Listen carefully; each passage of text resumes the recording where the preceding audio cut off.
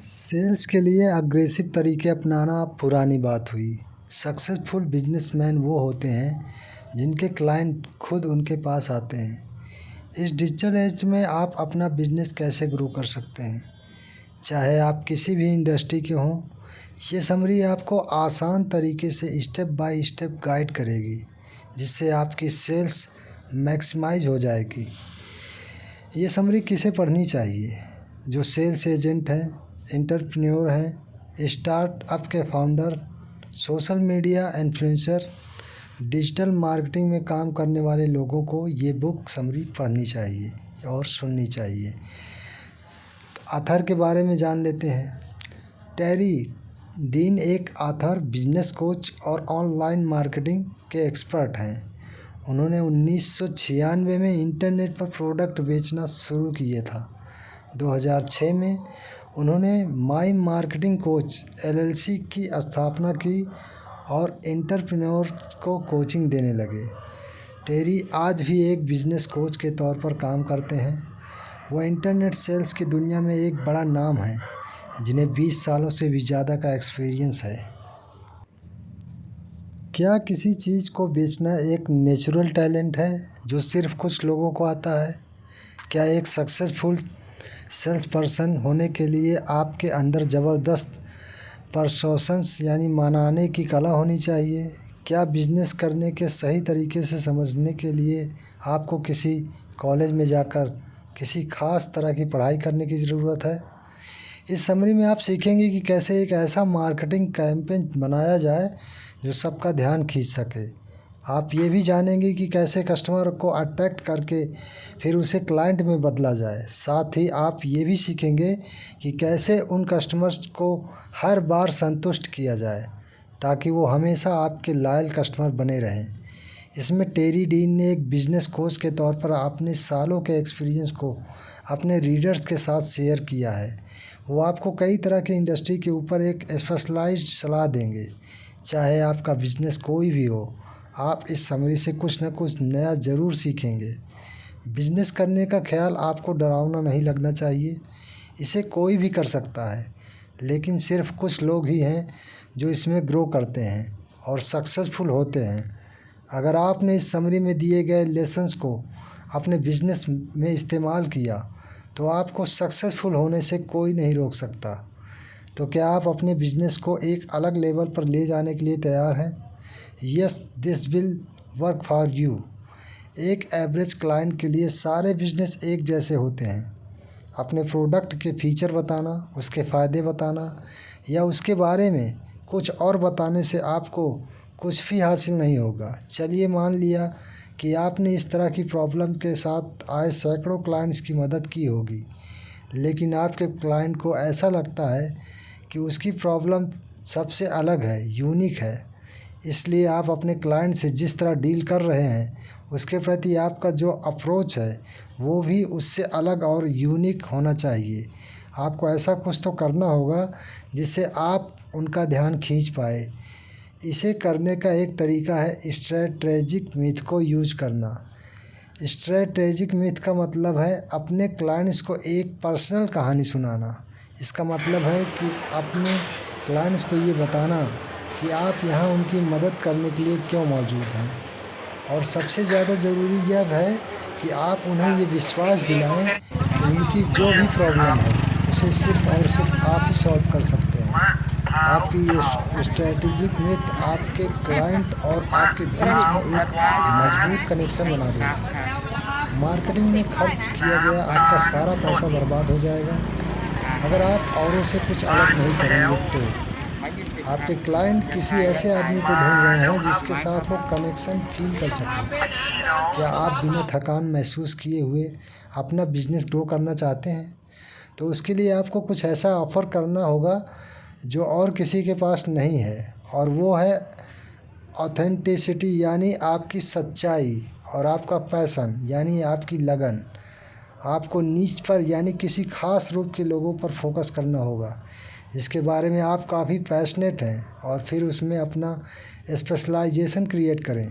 हालांकि आपको ऐसे प्रोडक्ट या सर्विस ऑफ़र करना ज़्यादा समझदारी भरा लग सकता है, जो बहुत ज़्यादा लोगों को अट्रैक्ट कर सके। लेकिन ऐसा करने से औरों से हटकर कुछ करने के चांस बहुत कम हो जाते हैं। अगर आप कुछ ऐसा कर रहे होंगे जिसमें आप बहुत पैशनेट हैं, तो आपको अपने क्लाइंट के साथ काम करने में मज़ा आएगा। आपके क्लाइंट्स आपके उस पैशन को देख पाएंगे और सिर्फ इसी वजह से वो बार बार आपके पास वापस आएंगे। सक्सेसफुल एंटरप्रेन्योर अमाउंट वो नीचिंग डाउन करके बेहद सक्सेसफुल हुए। अगर साफ शब्दों में कहें तो इसका मतलब है कि वो कुछ खास लोगों की ज़रूरतों को पूरा करने में स्पेशलाइज करते हैं। वो एक सस्कातून लॉज एक गवर्नमेंट रेस्टोरेंट के मालिक हैं। ये एक ऐसा रेस्टोरेंट है जो लो कार्ब डाइट खाने में स्पेशलाइज करता है। नीच डाउन स्ट्रेटजी को अपनाने से पहले एडमाउंड एक रेगुलर रेस्टोरेंट के मालिक थे। समय के साथ उन्हें ये एहसास हुआ कि उनका काम उनकी सेहत पर बुरा असर डाल रहा है। वो अपनी डाइट पर बिना ध्यान दिए सिर्फ अपने रेस्टोरेंट का ही खाना खाते रहते थे। उनके बिजी शेड्यूल में उनके पास एक्सरसाइज करने का भी टाइम नहीं था। बस तभी उन्होंने ये डिसाइड कर लिया कि उन्हें एक बड़ा बदलाव लाना होगा और अपनी जवानी के दिनों के अपने फिटनेस लेवल पर वापस आना होगा। अपनी पर्सनल हेल्थ पर काम करते हुए एडमंड को एक आइडिया आया। उन्होंने डिसाइड किया कि वो अपने रेस्टोरेंट का फोकस बदल देंगे और इसके साथ ही वो लो कार्ब डाइट मील ऑफ़र करेंगे। एडमंड जानते थे कि उनके जैसे बिजनेस प्रोफेशनल्स के पास खाना बनाने के लिए या तो बहुत कम वक्त होता है या बिल्कुल नहीं होता। दूसरे 5 स्टार रेस्टोरेंट का खाना अनहेल्दी तो होता ही है और उसमें बहुत सारी कैलोरीज भी होती है।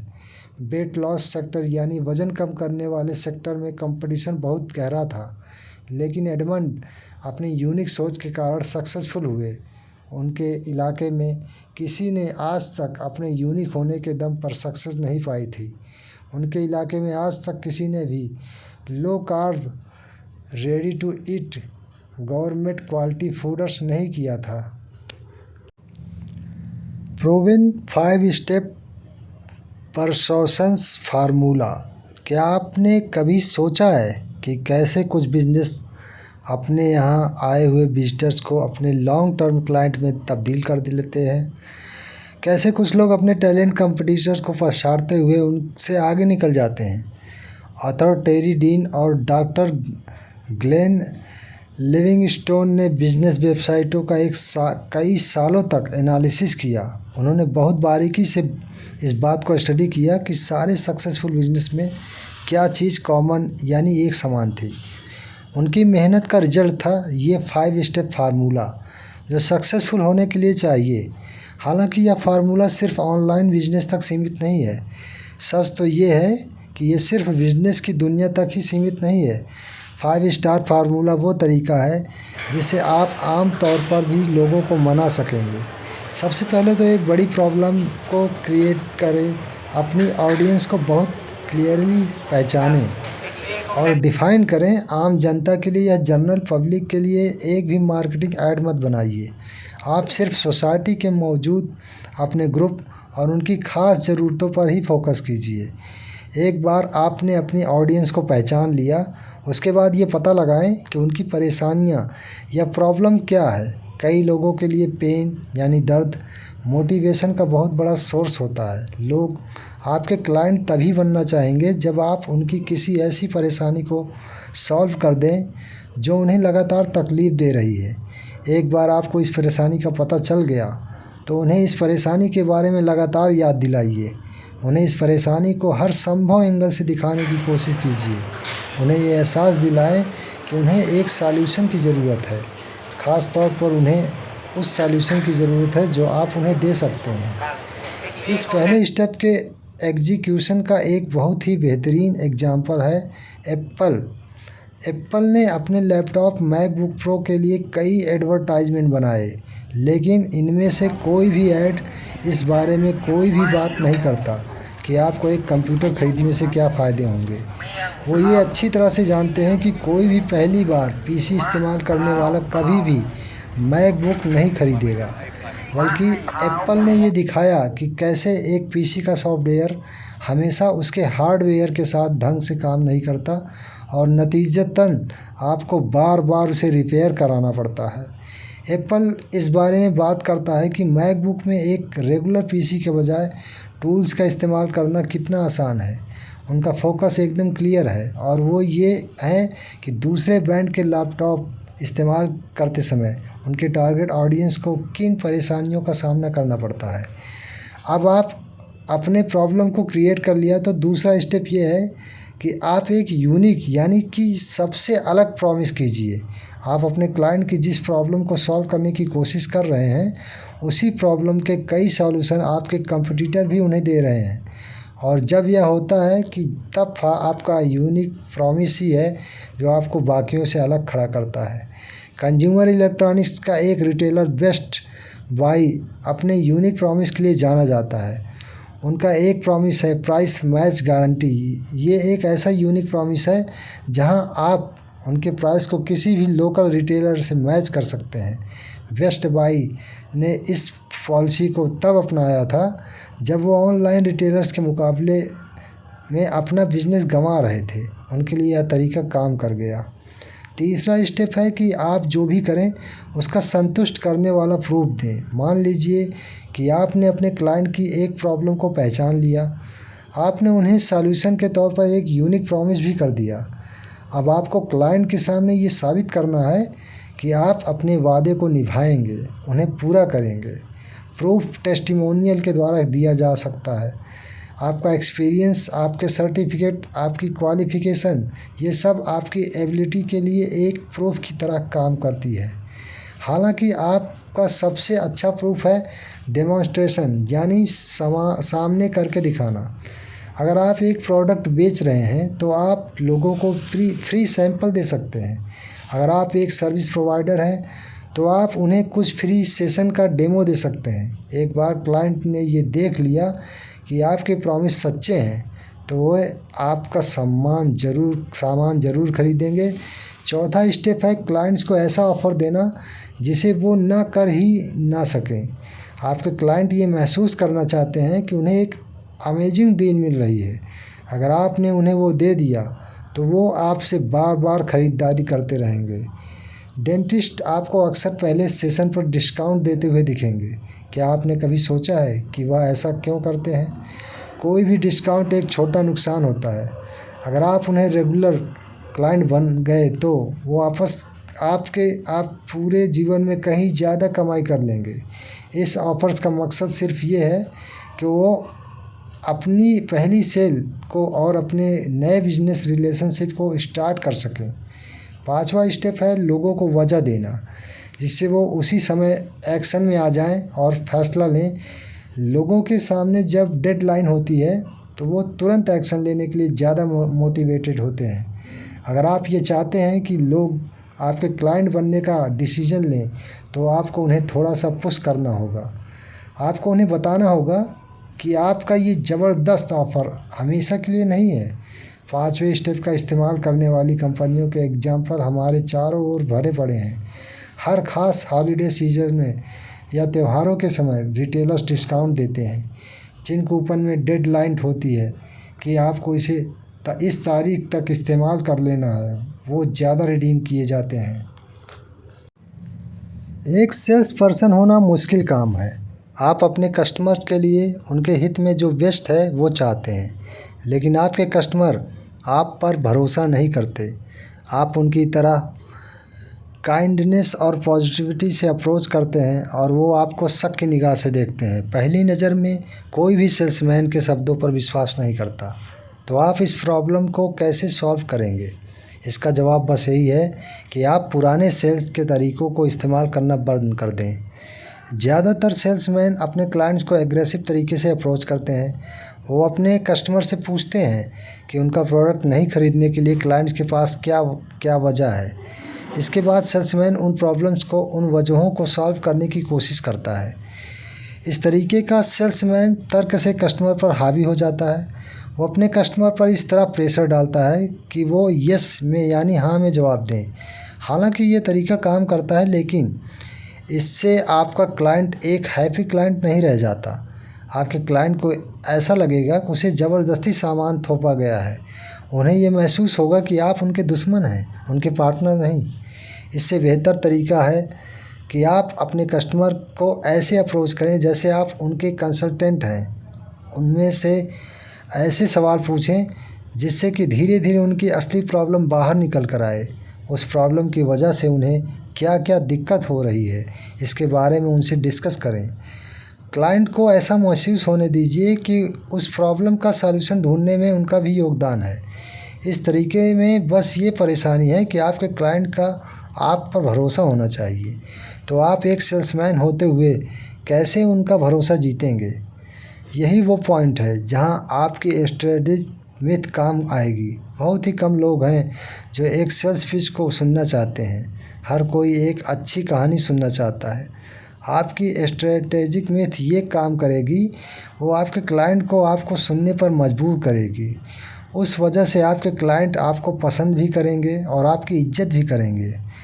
हर स्ट्रेटेजिक मिथ में कुछ ज़रूरी फीचर होनी चाहिए। आपको सबसे पहले अपनी कहानी को इंट्रोड्यूस करना चाहिए और एक सेल्समैन बनने से पहले की आपकी ज़िंदगी के बारे में एक्सप्लेन करना चाहिए। इसके बाद आप अपने क्लाइंट्स को ये बताइए कि वो क्या वजह थी जिसकी वजह से आप इस इंडस्ट्री में आए और उस समय आपके मन में क्या चिंताएं थी। उन्हें जानने दीजिए कि वो कौन सी चीज़ें थी जिसने आपको इंस्पायर किया, वो कौन से चैलेंजेस थे जो आपने फेस किए। आपकी कहानी सुनने के बाद आपके क्लाइंट आपसे रिलेट कर पाएंगे और आपकी रिस्पेक्ट भी करेंगे।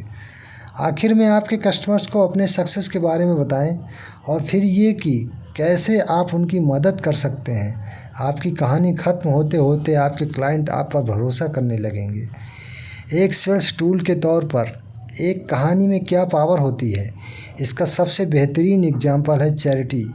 चैरिटी कोई प्रोडक्ट ऑफ़र नहीं करती। चैरिटी में पैसे दान करने से किसी को कोई फ़ायदा नहीं होता, लेकिन सबसे सक्सेसफुल चैरिटी लोगों के साथ अपनी कहानियों को शेयर करने से ही फंड जुटाती है। इसका सबसे बेहतरीन एग्जाम्पल है मेक ए विश अमेरिका। जो मेक ए विश को दूसरों से अलग बनाता है वो है उनकी कहानियाँ। उनकी वेबसाइट पर उन सारे बच्चों की कहानियाँ मिल जाएंगी जिनकी इस चैरिटी ऑर्गेनाइजेशन ने मदद की है। वो अपने भविष्य के गोल्स के बारे में बात करते हैं। उनका ये विज़न है कि वो हर ऐसे बच्चे की जिसे कोई जानलेवा बीमारी है उसकी एक इच्छा पूरी करेंगे। जब लोग ये देखते हैं कि चैरिटी किस तरह काम कर रही है तो वो मोटिवेट होते हैं इस चैरिटी में अपने पैसे दान करने के लिए। मेक ए विश ने लोगों का ध्यान इस बात से भी खींचा कि उनकी शुरुआत कैसे हुई, उनकी क्या कहानी थी। 1980 में फिनिक्स में एक कम्युनिटी थी जिसने एकजुट होकर कृष्ण नाम के एक बच्चे की एक इच्छा पूरी की थी। वो ब्लड कैंसर के कारण मौत की कगार पर था, लेकिन वो एक पुलिस ऑफिसर बनना चाहता था। उसका पूरा शहर उसकी इच्छा को पूरा करने के लिए साथ आ गया। आपकी अपनी स्टैटिक मिथ के लिए बेस्ट फॉर्मेट है। हो सकता है आपकी कहानी मेक ए विश जितनी दिल को छू लेने वाली ना हो, फिर भी आपकी कहानी आपके क्लाइंट्स को आपसे बेहतर तरीके से रिलेट करने में मदद करेगी। अगली बार जब आप कोई सेल करने की कोशिश कर रहे हो तो अपने क्लाइंट के साथ बहस मत कीजिए। उनसे पूछने से पहले कि आप उनकी क्या मदद कर सकते हैं, उन्हें अपने बारे में कुछ बताइए। इस रिश्ते के बन जाने के बाद उन्हें कुछ बेचना कहीं ज़्यादा आसान हो जाएगा। आपकी स्ट्रेटेजिक मिथ और 5 स्टेप फार्मूला बेहद कारगर सेल्स टेक्निक है, लेकिन जो लोग आपसे ख़रीदने से अभी भी हिचक रहे हैं उन्हें मनाने के लिए आप क्या कर सकते हैं? दुनिया में लगभग किसी को भी कन्विंस करने के लिए इकलौता तरीका है फ्री प्रीव्यू। फ्री प्रीव्यू से आपका कस्टमर पहले से यह जान जाएगा कि आप जो बेच रहे हैं उसकी वैल्यू क्या है और वो वाकई में काम की चीज़ है या नहीं। यह दिखाने का सबसे अच्छा तरीका क्या है, ये डिपेंड करता है कि आप किस तरह का प्रोडक्ट बेच रहे हैं। हालांकि एक अच्छे प्रीव्यू के कुछ ज़रूरी फीचर होते हैं। फ्री प्रीव्यू को आपके प्रोडक्ट के बारे में एक क्लियर आइडिया देना चाहिए। फ्री प्रीव्यू अधूरा यानी इनकम्प्लीट लगना चाहिए। अब इसका क्या मतलब हुआ? चलिए एक आइसक्रीम शॉप का एग्जांपल लेते हैं।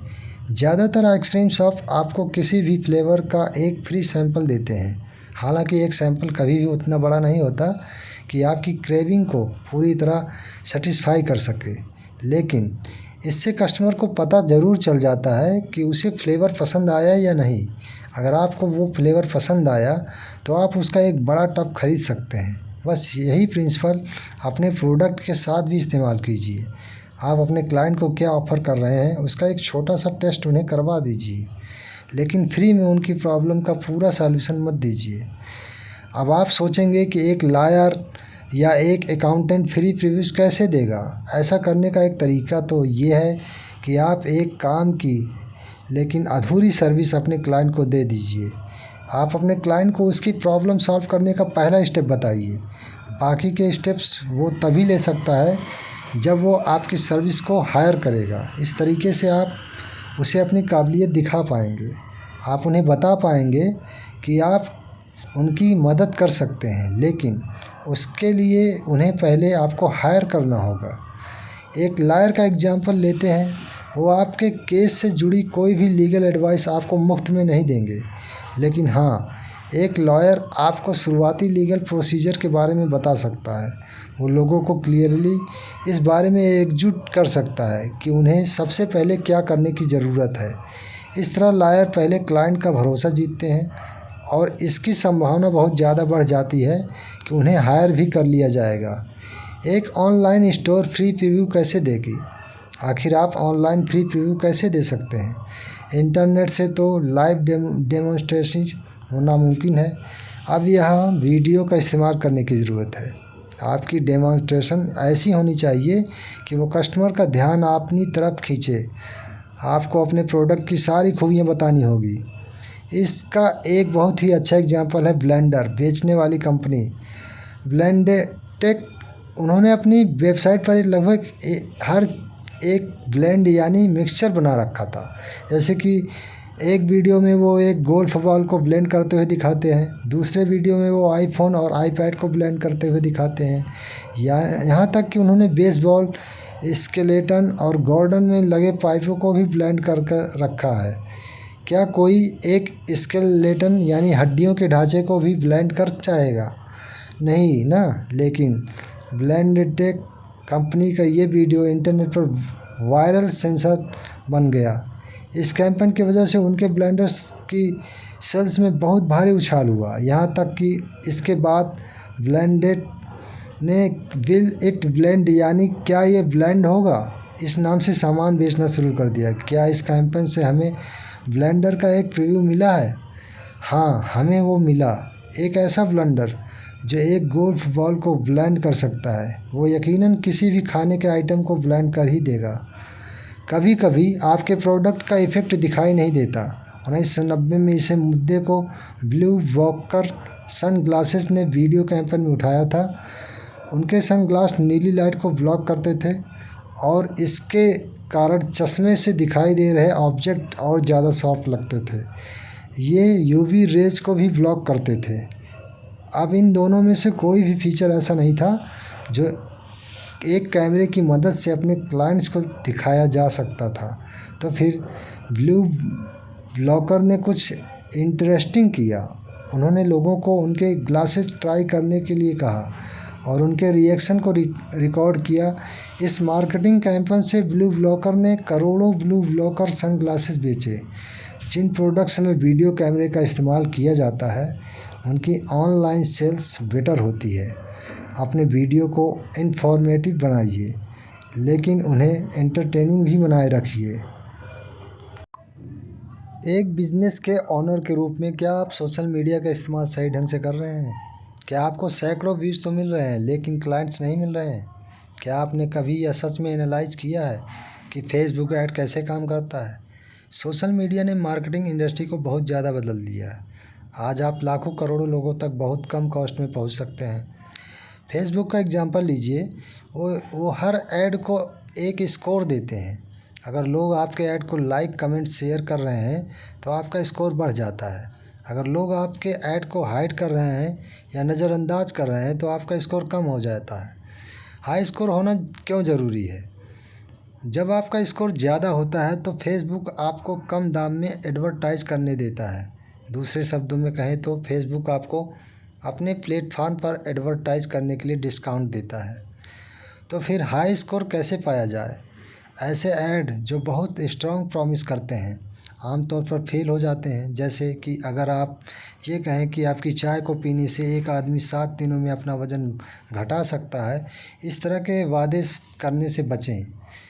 ऐसे ऐड जो यूज़र को कोई वैल्यूएबल सलाह दे रहे हैं, वो अच्छा परफॉर्म करते हैं। एग्जाम्पल के तौर पर गोल्फ सिखाने वाला कोच अपना एक छोटा सा ट्यूटोरियल शेयर कर सकता है। इससे लोग कुछ नया सीखेंगे और उस वीडियो को शेयर करेंगे। जैसा कि आपने इस समरी में पहले भी जाना है कि कहानियाँ हमेशा काम करती हैं। ऐसे ऐड जो अपने पिछले कस्टमर की कहानियों को शेयर करते हैं, उन्हें भी बहुत हाई स्कोर मिलता है। आप अपनी स्ट्रेटजी का इस्तेमाल करके भी अपना ऐड बना सकते हैं। सोशल मीडिया के ऐड बहुत कमाल के मार्केटिंग टूल होते हैं, लेकिन आपको ये ध्यान रखना चाहिए कि आपको उन पर पूरी तरह से भरोसा नहीं करना चाहिए। फेसबुक, ट्विटर और बाकी कोई भी सोशल मीडिया साइट को आप डाउन नहीं करते, यानी आप ऑन नहीं करते, आप उनके मालिक नहीं हैं। तो आप किसी और के प्लेटफॉर्म पर पूरी तरह डिपेंड नहीं कर सकते। कुछ बिजनेस सिर्फ इसी वजह से फेल हो गए क्योंकि वो दूसरे प्लेटफॉर्म पर बहुत ज़्यादा डिपेंड हो गए। ऑनलाइन सर्वाइव करने का सीक्रेट बस एक ही है कि आपका खुद का प्लेटफॉर्म हो।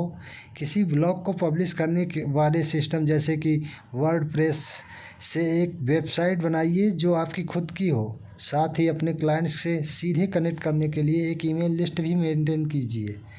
सोशल मीडिया यूजर्स अपने प्लेटफॉर्म से आपका सारा कंटेंट आसानी से हटा सकते हैं, लेकिन आपके ब्लॉग और आपकी ईमेल लिस्ट को कोई हाथ भी नहीं लगा सकता। अपना सारा कंटेंट अपने ब्लॉग पर डालिए और अपने ब्लॉग को सोशल मीडिया का इस्तेमाल करके प्रमोट कीजिए। बिल्कुल नए सिरे से शुरुआत करके अपनी ऑडियंस को खड़ी करना काफ़ी मुश्किल हो सकता है। आप सालों तक एक छोटी सी ऑडियंस के लिए हाई क्वालिटी का कंटेंट बनाने में उलझे रह सकते हैं। अगर आपको जल्दी तरक्की करनी है तो आपको मदद की ज़रूरत पड़ेगी।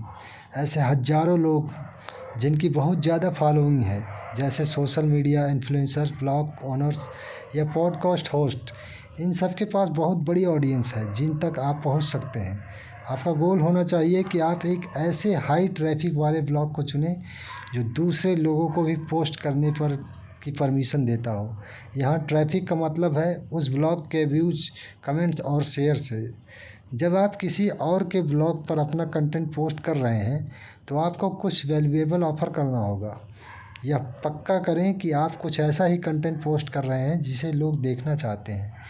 यह इसलिए ज़रूरी है क्योंकि ब्लॉग के ओनर को आपका कंटेंट होस्ट करने के लिए कोई वजह चाहिए। ब्लॉग ओनर के साथ हमेशा पोलाइट रहिए। रिक्वेस्ट करने से पहले उन्हें अच्छी तरह से जानने की कोशिश कीजिए। सोशल मीडिया पर आपके आइडियल पार्टनर हैं। इन्फ्लुएंसर्स वो लोग होते हैं जिनके बहुत ज़्यादा फॉलोवर होते हैं। जब आप इन्फ्लुएंसर्स को चुनते हैं तो इस बात का ध्यान ज़रूर रखें कि उनकी ऑडियंस आपके काम की है और आपके प्रोडक्ट से कहीं ना कहीं रिलेट करती है। क्या आप बुज़ुर्गों के लिए कोई हेल्थ प्रोग्राम ऑफ़र कर रहे हैं? तो ऐसे में इंस्टाग्राम की टीनेज मॉडल्स आपके लिए सही इन्फ्लुएंसर नहीं है। जब आप सही इन्फ्लुएंसर को चुन लेंगे उसके बाद उनसे कनेक्शन बनाइए, उनके कंटेंट की तारीफ़ कीजिए, उन्हें ये बताइए कि कैसे उनके कंटेंट ने आपको इन्फ्लुएंस किया है। किसी भी इन्फ्लुएंसर्स को अपने पहले मैसेज में हेल्प करने के लिए मत पूछिए, पहले कनेक्शन बनाने के बारे में फोकस कीजिए। इससे आपके उनके साथ कोलैबोरेट करने के चांस बढ़ेंगे। मार्केटिंग की दुनिया में इंटरनेट क्रांतिकारी बदलाव लेकर आया है। आज ज़माना बदल गया है। आज आप आसानी से अपने क्लाइंट्स को ढूंढ सकते हैं। ऐसे लोगों के साथ पार्टनरशिप कीजिए जिनकी ऑडियंस बहुत बड़ी है। ऐसा कंटेंट बनाइए जिसे वो ऑडियंस अप्रिशिएट करे। इसके आपकी सेल्स यकीनन बढ़ेगी। तो आखिर में आप समरी के कंक्लूजन पर पहुंच गए हैं। पहले आपने हाई क्वालिटी क्लाइंट्स को अपने बिजनेस की तरफ अट्रैक्ट करने के लिए एक यूनिक अप्रोच सीखी। आपने कंपटीटर्स से अलग बनने के लिए स्ट्रेटेजिक मिथ का इस्तेमाल करें। स्ट्रेटेजिक मिथ आपकी वो पर्सनल कहानी है जो ये बताती है कि आप इस प्रोफेशन में कैसे आए या आपके और आपके क्लाइंट के बीच में एक रिश्ता क्रिएट करती है। इसके बाद आपने परसुएशंस का 5 स्टेप फार्मूला सीखा। दर्शकों की रिसर्च के बाद इस तरीके को डिस्कवर किया गया। पहला, क्लाइंट की डिस्परेट प्रॉब्लम को पहचानें। दूसरा, उन्हें जो चाहिए आप उन्हें वो देंगे, इसलिए यूनिक प्रॉमिस कीजिए। तीसरा, आप उन्हें ऐसे प्रूफ दीजिए जो उन्हें कन्विंस कर सके उन्हें क्यों आपको ही चुनना चाहिए। चौथा, उन्हें एक ऐसा ऑफ़र दीजिए जिसे वो मना ना कर पाएँ। पाँचवा, उन्हें उसी समय एक्शन लेने के लिए कोई वजह दीजिए। इसके बाद आपने एक फ्री प्रीव्यू देने की इम्पोर्टेंस को समझा। आपने सीखा कि आप अपने क्लाइंट को जो कुछ भी बेच रहे हैं वो उनके बहुत काम का है, इसे कैसे साबित करें।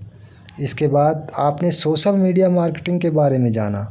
आपने सीखा कि इंटरनेट के ज़रिए एक बड़ी ऑडियंस तक कैसे पहुंचना है और उन तक पहुंचने के लिए किन बातों का ध्यान रखना है। इन्फ्लुएंसर्स कैसे कनेक्ट करना है और उनके प्लेटफॉर्म को कैसे इस्तेमाल करना है। हो सकता है आप एक ऐसे पॉइंट पर हों जहां आप अपनी जॉब से नफ़रत कर रहे हों। हो सकता है कि आपको लग रहा हो कि आप मार्केटिंग में बहुत बेकार हैं, लेकिन आर्ट ऑफ सेलिंग यानी बेचने की कला सिर्फ कुछ छोटे स्टेप्स लेने के बारे में है। आपने क्लाइंट्स के बेस्ट हित में सोचिए, बड़े सपने देखिए और अपने सपनों को पूरा करने के बारे में सोचिए। उन सपनों को पूरा करने के लिए कड़ी मेहनत कीजिए। आपने जो कुछ भी सीखा है, अगर आप उसे याद रखेंगे और इन तरीकों को अपनाएंगे तो आपका बिजनेस यकीनन दिन दूनी रात चौगुनी तरक्की करेगा। तो थैंक यू सो मच। अगर आप हमारे चैनल पर नए हैं तो प्लीज़ चैनल को सब्सक्राइब कर दीजिए, लाइक कर दीजिए, शेयर कर दीजिए। थैंक यू, धन्यवाद।